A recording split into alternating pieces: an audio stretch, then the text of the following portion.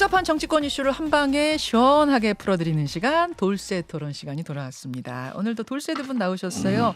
정의당의 박원석 전 의원, 공론센터의 장성철 소장, 어서 오십시오. 네, 안녕하십니까. 저 나훈아 씨 뮤직비디오 혹시 보셨어요, 두 분? 화제의 네. 뮤직비디오? 조금 봤어요. 한 5초. 아, 근데 대단하신 것 같아요. 그러니까요. 정말 만능 예능인 아, 그러니까요. 이런 느낌이 들어요. 아, 70대라고는 정말 믿어지지 않는 몸놀림. 네. 대단합니다. 예, 박원석은 못 보셨군요. 뭐 저도 저 나이에 저렇게 살고 싶습니다. 바람입니다. 가능하실 겁니다. 가능하실 겁니다. 아, 뉴스가 많아요. 정치권 뉴스가 많은데 오늘자 뉴스부터 좀 짚고 가겠습니다. 오늘 오후 2시 행안부 이상민 장관의 장관직 운명이 결정됩니다. 여러분 기억하시겠지만 지난 2월에 이상민 장관 국회에서 탄핵됐습니다. 탄핵소추안이 통과됐어요. 탄핵 사유는 이태원 참사 때 행안부 장관으로서의 핵심 의무를 방임했다. 이런 거. 근데 국회는 통과했지만 마지막 관문은 헌법재판소죠. 여기서 예스냐 노냐를 오늘 결정하는 겁니다. 장 소장님 어떻게 예측하세요? 저는 탄핵 심판이 그냥 받아들여지지 않을 것 같다는 좀 생각이 들어요. 아, 받아들여지지 않을 거다. 네. 기각이란 표현을 쓰는지 모르겠는데 네, 기각될 것 같다. 장관직을 계속 유지할 수 있는 그런 결정이 나오지 않을까라는 좀 생각이 듭니다. 그러니까 도덕적 정치적인 비난과는 별개로 참사 예상이 어려웠었다. 그리고 수습에 헌법과 법률에 위반되는 중대한 사안이 없었다. 이런 식의 주장을 계속 하고 있잖아요. 예.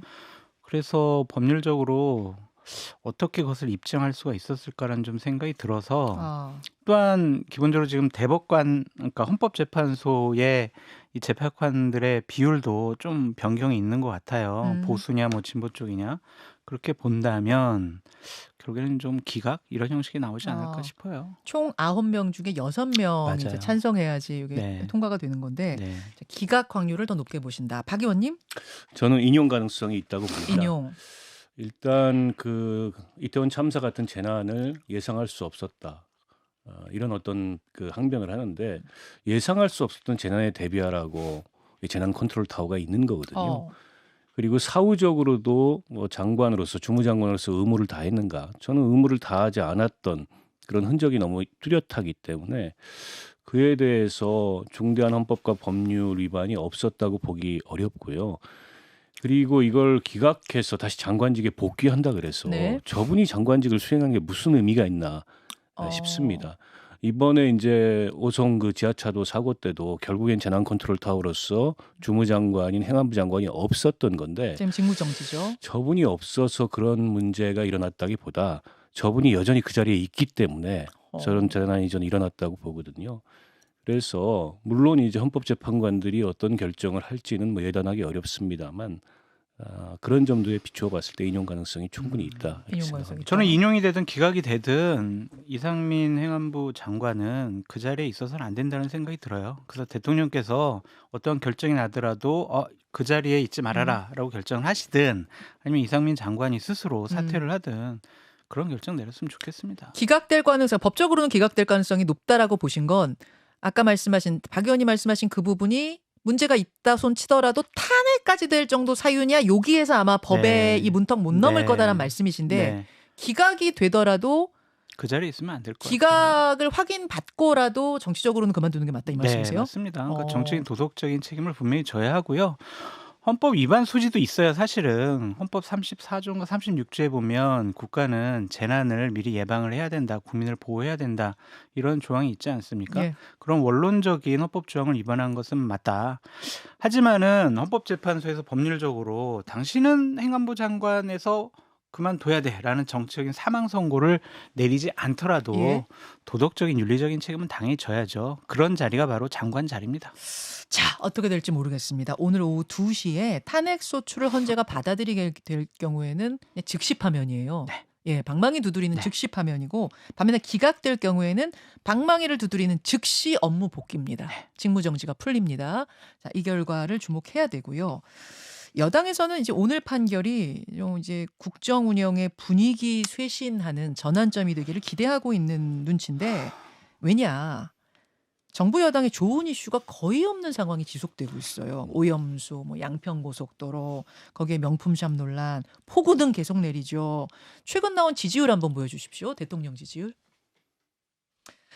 지금 보여드리고 있는 게 리얼미터인데 그 흐름 보시면은 4주 연속으로 지지율이 떨어지고 있는 상황. 그리고 금요일에 나온 한국갤럽 것도 한번 볼까요? 한국갤럽은 3주 연속으로 대통령 지지율이 떨어지고 있는 요런 상황. 요런 상황 속에서 이거는 악재일지 호재일지 모르겠는데 대통령 관저를 옮길 때 육군참모총장 공간을 보러 왔던 사람이 천공이 아니고 풍수지리학자 백재건 교수다라는 경찰의 결론이 지금 내려졌다는 거 아닙니까? 박 의원님. 네. 천공 요 방문 의혹에 대해서 그때 굉장히 관심 많으셨잖아요. 네. 어떻게 보세요? 약간 꽁 대신 닭 이런 느낌이에요. 그렇게 결론을 내는 것 같아요. 그러니까 이 마당에 콩이 없어졌는데 꽁이 쪼아 먹지 않고 닭이 쪼아 먹어서 다행이다. 이게 지금 국민의힘이나 대통령실의 반응인 것 같은데 꽁이든 닭이든 콩이 없어진 게 문제지 누군가 쪼아 먹은 게 문제지 그게 꽁이면 문제고 닭이면 문제가 아닌 건 아니잖아요. 그런데다가 저는 한 6개월 정도 지금 경찰이 수사를 했는데 경찰 수사가 충분히 이루어졌는가에 대해서 의문을 갖습니다. 왜냐하면 예? 천공이라는 사람도 한 번도 소환해서 조사를 못했고요. 백재권 교수에 대해서도 조사를 못했습니다. 그런데 사건을 마감하는 거예요. 그러면서 본인들이 CCTV를 확인해 봤더니 천공은 아니고 백재권 교수다. 그런데 백재권 교수를 천공으로 착각했다는 군인이 안 나온다. 그러니 그걸 천공이라고 얘기했던 부승찬, 김종대 등은 허위 사실을 말한 거다. 그래서 기소 의견으로 송치할 거다. 이게 지금 경찰 수사의 결론인데. 근데 최종 결론 발표를 안 하고 기자가 중간에 단독 보도를 한 거기 때문에 소환 조사가 지금 있는 거 아닐까요? CCTV만 확인하고 백재현 교수는 부르지 않을까? 설마? 아니요. 저는 뭐 부르지 않는 걸로 알고 있습니다. 그래요? 네. 그리고 이 백재권 교수가 민간인 출입이 통제된 네. 그런 통제 시설에 어떻게 출입하게 됐는지 그 경위에 대해서는 경찰이 확인할 게 아니다. 그건 군이 확인해야 될 사안이다라고까지 얘기를 하고 있어요. 그 얘기는 당사자를 불러서 그걸 확인할 생각이 없다는 얘기잖아요. 그러니까 이런 수사 결론을 가지고서 예. 국민들한테 경찰이 이렇게 충실히 수사했으니 결론을 믿어달라라고 얘기할 수 있는지 의문이고요. 그 자리에 백재권 교수가 간 것도 정확하게 지금 확인이 안 된다고 저는 보고 그리고 백재권 교수가 갔다는 사실이 천공이 안 나갔다는 사실을 증명하는 것도 아니라고 봅니다. 잠시만요. 그 얘기는 백재건 교수가 간 게 CCTV에 포착된다고 된 게 사실이라 하더라도 천공은 천공대로 따로 갔을 수도 있다? 뭐 저는 그럴 수도 있다고 봅니다. 그리고 뭐 외모가 좀 헷갈렸을 수 있다고 보는데요. 예. 또 이제 부승찬 씨나 당사자인 김종대 의원은 지금 외국에 해외에 있어서 제가 취재를 못했는데 얘기를 들어보면 전반적으로 조사가 매우 제한적이거나 부실하게 이루어졌고 예를 들어서 또 한 군데에 그 관저 후보지로 예정됐던 국방부 영내에 있는 그 육군 서울본부 사무소 거기에 대해서는 제대로 된 조사조차 이루어지지 않았다라는 주장이거든요. 근데 대통령실은 여기에 대해서 말이 없고 여당이 나서가지고 이 풍수학의 대가를 무속인으로 왜곡하는 그런 프레임을 야당이 짜가지고 공격을 했다. 글쎄요, 저는 그게 여당의 공식 논평인지조차 좀 의심스러웠어요. 백재권 씨가 풍수학의 대가인지는 모르겠으나 풍수학의 대가면 그분은 관저 선정에 개입해도 되는 겁니까? 그분은 아무 자격이 없는 민간인인데 그렇다고 민간 자문위원회를 폭넓게 구성된 것도 아니고 그분이 도대체 어떤 경위를 통해서 TF 팀장이었던 국회의원과 부팀장이었던 현재 경호처장과 함께 그런 보안시설을 수립할 수 있게 되는지 그 경위를 좀 밝혀야 되지 않겠습니까? 역술인이 아니라 풍수학자였어도 민간인이 그 부분에 개입했다는 점에서는 본질은 같다. 그 말씀이세요. 장 소장님, 국민의힘 의견은 어떻습니까? 진짜 천공 아니다. 그러니까 다행이다. 가짜뉴스 퍼뜨린 민주당과 누구죠? 그 우리 전직 국회의원 김종대 의원 책임져라. 이제 이런 분위기인데 저는 이런 해명을 듣고 당황스러움을 넘어서 좀 황당했다라고 말씀을 드려요. 중요한 일이었잖아요. 그 용산으로의 대통령실의 이전.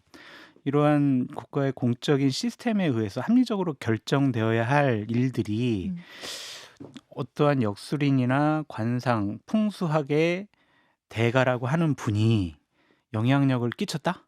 관여를 했다? 이게 과연 맞는 것이냐? 이런 근본적인 의문을 제기할 수밖에 없고요.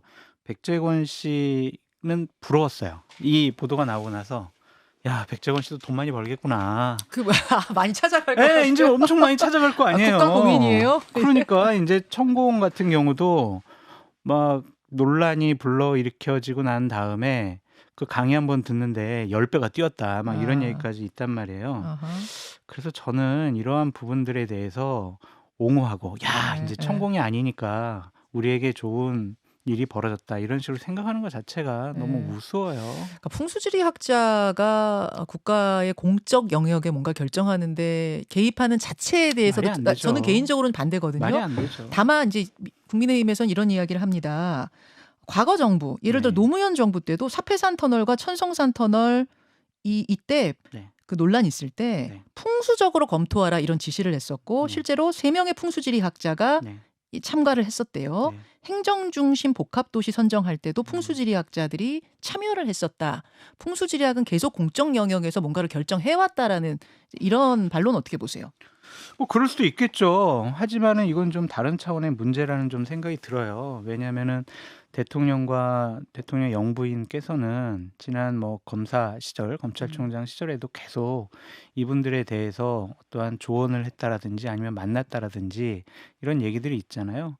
그리고 천공이라든지 뭐 다른 분들 또 건진법사라든지 이러한 합리적으로 설명할 수 없는 부분에 영향을 많이 받는 거 아니야? 개인적으로도 이러한 인상과 이미지를 받고 있는데 이미 예. 근데 이렇게 공적인 영역까지도 그분들이 얘기를 듣는다라는 것은 다른 차원의 문제 제기가 나올 것 같아요. 다른 국가적인 중요한 결정 사항에도 앞으로 계속 이러한 영향을 받을 거 아니냐? 이러한 비판을 받으면 어떡할 거예요. 그러니까 노태우 정부 때 청와대 본관의 네. 위치 선정, 그리고 앞서서 이제 노무현 정부 때 뭐 사패산 천성산 네. 터널, 행정중심 복합도시 건설 때 일부 풍수학자들이 조언을 했다. 근데 그거는 그 자문위원회를 공식적으로 구성을 한 겁니다.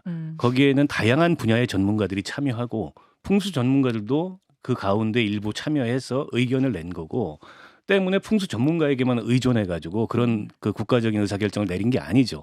그러니까 이번 거하고 동일선상에서 비교할 문제가 아니고, 심지어 여당에서는 무슨 얘기를 하냐면, 아니 그분이 그 백재권 교수라는 네. 분이 이재명 후보도 후보 시절에 만났고 그 부인인 김혜경 씨도 만났고 뭐 이런 얘기를 하는데, 아니 만난 거야 자유죠. 그거는 무슨 이재명 후보가 대통령도 아니었고 국가적 의사결정 차원에서 만난 것도 아니고 당의 의사결정 차원에서 그분의 조언을 들은 것도 아니잖아요. 마찬가지입니다. 천공이든 아니면 뭐 건진이든 지금도 전 대통령이나 김건희 여사가 만날 수 있다고 생각해요. 문제는 공적 의사결정 프로세스에 적법한 자격 없이 이 개입하거나 이렇게 참여하는 게 문제라는 거예요. 그것도 투명하지 않은 과정을 통해서.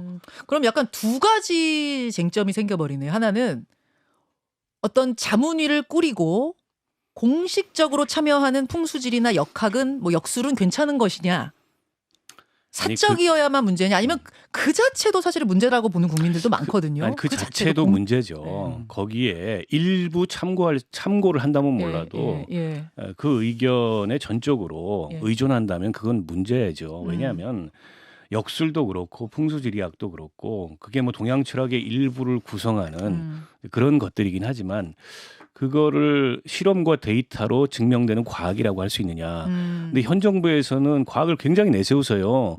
후쿠시마 오염수 문제도 그렇고 야당이 무슨 주장하면은 다 이제 이 선동이고 이 괴담이다 이렇게 주장을 하면서 과학을 강조하는데, 그러면은 저 백재권 교수 같은 분이 저런 그 관저 부지 선정에 참여한 건 과학이냐 이렇게 거꾸로 되묻고 싶은 거예요. 뭐는 과학이고 뭐는 괴담인지에 대해서 한번 스스로 좀 돌아보셨으면 좋겠고, 제가 더 문제 삼는 거는 당사자인 대통령실은 왜 입을 닫고 있냐. 왜 여당의 이걸 가지고 되지도 않는 그런 궤변을 동원해가지고 이걸 옹호하고 방어하려고 하는지, 당사자인 대통령실이 말을 좀 해달라 말씀드리고 싶습니다. 그러니까 국가의 중요한 의사 결정이 합리적인 시스템과 논리로서 결정되는 것이 아니라 느낌이 안 좋은 것 같아. 분위기가 안 좋아. 여기는 참 갔더니 여러 가지로 좀 나에게 좀 좋은 기운을 주는 것 같아. 이런 식으로 결정되는 것은 아무리 생각해도 옳지 못한 것 같습니다. 지금 문자들이 다양하게 막 들어와요. 쏟아져 들어오는데 동양 철학은 문제가 아니다. 다만 몰래 한 게 문제다. 이런 말씀을 주시는 분이 있고 그런가 하면 풍수지리 같은 것이 공적 영역에서 결정을 하는데 개입하는 그 자체가 문제다라는 분도 계시고 아무튼 이게 지금 문제죠. 정치적으로는 봤을 때 이게 정치적으로 좀 보죠. 정무적으로 봤을 때는 어떤 영향을 줄 거라고 보세요? 그러니까 윤석열 대통령과 김건희 여사가 좀 그쪽에 관심이 많은 거 아니야? 그쪽에 영향력을 많이 받는 거 아니야? 뭐 미신이라는 것 갖고 야당에서 공격까지 하잖아요. 그럼 앞으로 좋아요. 지금까지는 터 잡는 거였으니까 네. 이전 문제였으니까 괜찮은데 다른 합리적인 설명이 안 되는 대통령의 결정에 대해서 예. 이런 식의 프레임에 짜가지고 공격을 하게 되면은 또 이제 여당은 선전선동 괴담이라고 공격할 거고 이게 정치인 공방으로 계속 왔다 갔다 할 거예요. 그래서 계속될 것 같다. 정치권이 국민들로부터 손가락질 받는 계기가 되겠죠. 아니 그래서 저는 뭐 대통령이나 영부인의 취향에 대해서는 뭐 가타부터 얘기하고 싶은 생각이 없습니다. 그건 본인들의 자유고요. 다만 국가적 의사결정에 그 취향이 개입되거나 네. 이런 건 문제가 있는 거죠. 이건 정부 예산이 사용되는 거고 국민의 혈세가 사용되는 건데 그것도 몰래. 국민이 납득할 수 없는 방식으로 예. 또 국민이 납득할 수 없는 그런 사람들이 개입해서 예. 그 의사결정을 좌우한다라면은 그건 저는 정말 끔찍한 결과를 초래할 거라고 보고 그런 일은 빚어지지 않았으면 좋겠는데 예. 이번 이제 관저 이전 문제는 이제 그런 게 보이기 때문에 문제 제기를 하는 거고 그조차 뭔가 감추고 있는 거 아니에요. 당시에 천공이 아니었으면 천공이 아니고 백제공 교수였다. 그때 동행했던 사람들이 있기 때문에 이렇게 얘기하면 되는데 지금 그분들 다 입을 다물고 있어요. 얘기하지 않겠다. 뭐 이 논란만 부르기 때문에 얘기 안 하겠다. 그러지 않습니까? 이게 도대체 말이나 되는 태도인가요? 아니, 사실은 정치인들이 많이 역술인들 찾아가고 영향을 많이 받아요. 예. 2015년도 김무성 당대표 시절에 역술인가 있었던 일에 대해서 제가 정꾸쇼에서 재밌는 얘기를 좀 해드릴게요. 예고도 하시네요. 네. 잠시 후 정꿀쇼에서 재밌는 얘기 많아요. 예, 유튜브 정꿀쇼에서 같이 하고요. 돌쇠토론 여러분 함께하고 계십니다. 코인 얘기로 좀 넘어가죠. 코인. 네. 우리가 김남국 의원 코인 얘기 시작한 지 얼마나 됐죠? 박 의원님 꽤 몇 달 됐습니다. 됐어요. 석 달. 네. 윤리심사 자문위가 김남국 의원에 대해서는 제명 권고라는 결론을 내리면서 이제 본회의로 가나 했는데 새로운 복병이 나타났습니다. 권영세 장관이에요.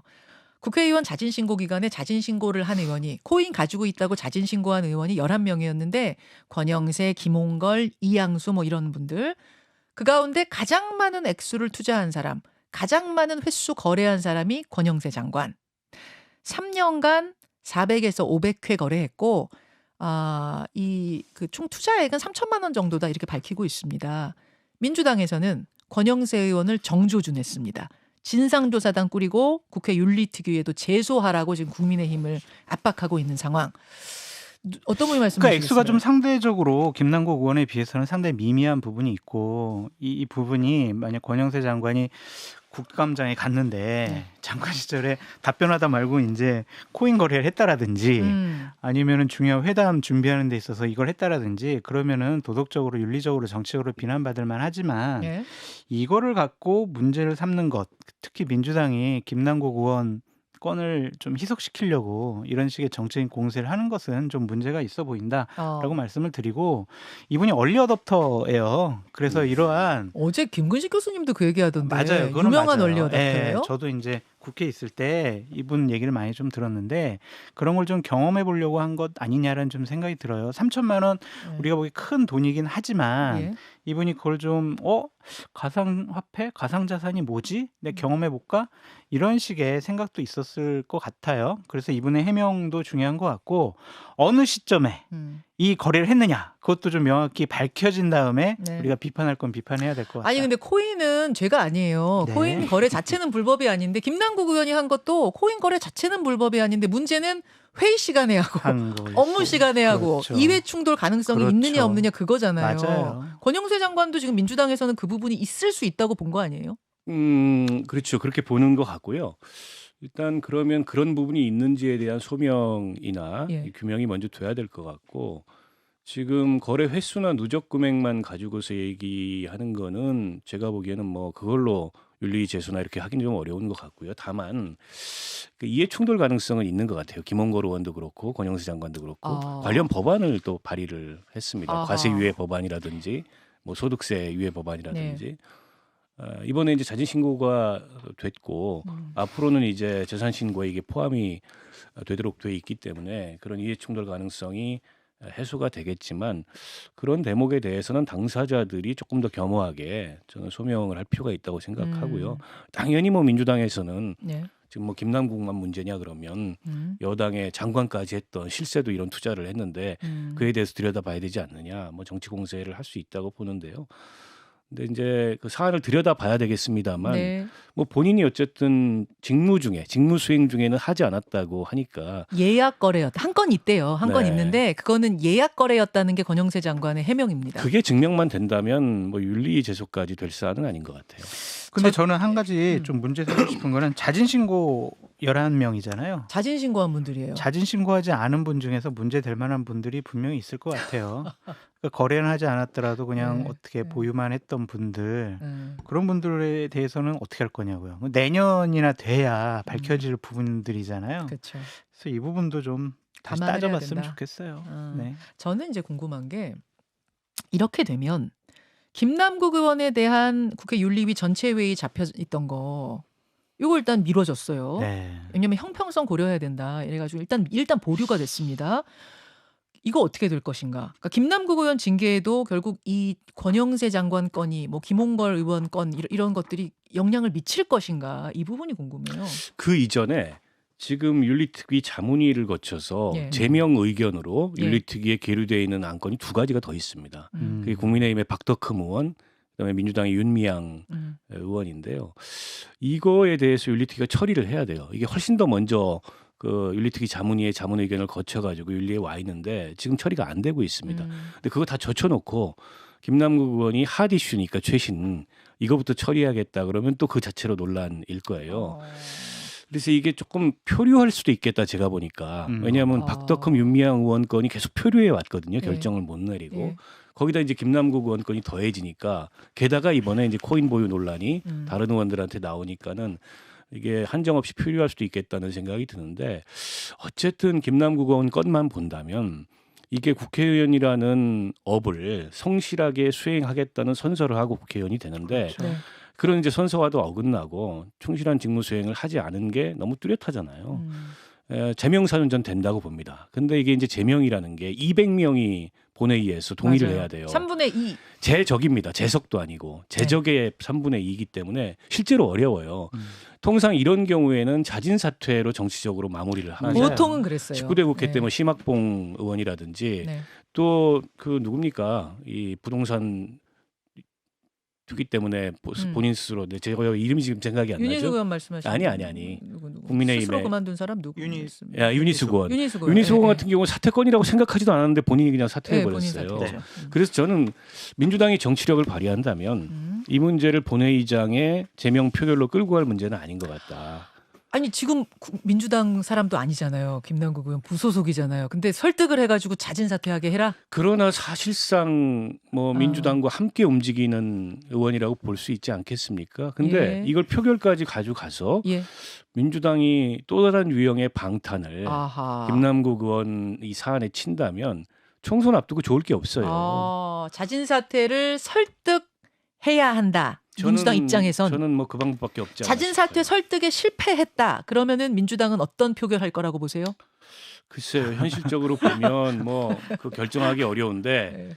다만 정치적으로만 판단한다면 읍참 남국해야 되는 상황이죠. 참 남국이다. 하여튼 국민과 민주당 의원들 힘들게 하지 말고 김남국 의원은 그냥 자신 사퇴하시라 그렇게 말씀드려요. 보고 있는 것만으로도 상당히 힘들다 그렇게 말씀드립니다. 자진 사퇴 설득에 민주당이 실패할 경우에 어떤 결정을 제명해야죠. 아, 저렇게 양심이 없고 거짓말하고. 그러니까 윤리위 자문위원회도 거래 내역 다 낸다고 했는데 윤리자문위원회에서 밝혔잖아요. 거래 내역 다 못 받았습니다.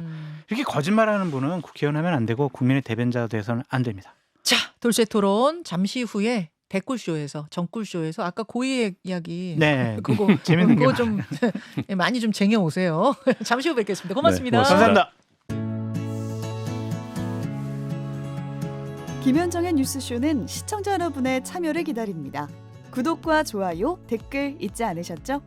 알림 설정을 해두시면 평일 아침 7시 20분 실시간 라이브도 참여하실 수 있습니다.